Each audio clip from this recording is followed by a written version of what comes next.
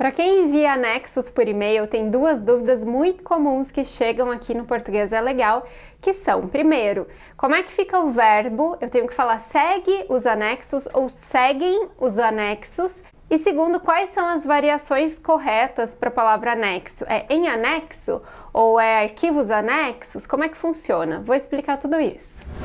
Então eu vou começar falando da concordância do verbo.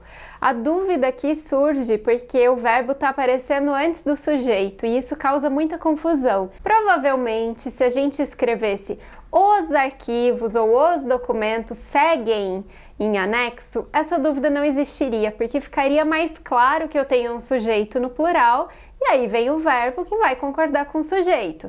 Então, se são os documentos seguem.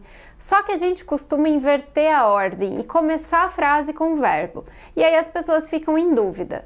Então, nesse caso, o ideal é manter a concordância e deixar seguem os documentos, seguem os arquivos, seguem as fotos. Mesmo que o verbo apareça antes do sujeito, a concordância fica mantida.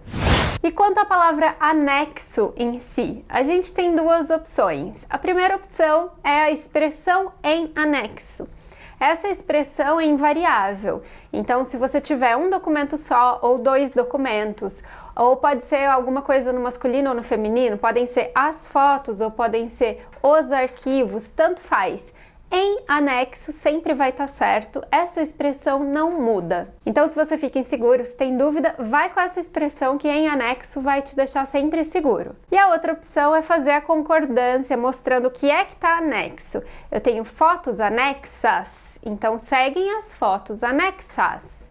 Eu tenho arquivos que foram anexados, então seguem os arquivos anexos. E vocês podem reparar que eu também usei anexados, né? Os arquivos foram anexados ou as fotos foram anexadas, também é uma possibilidade.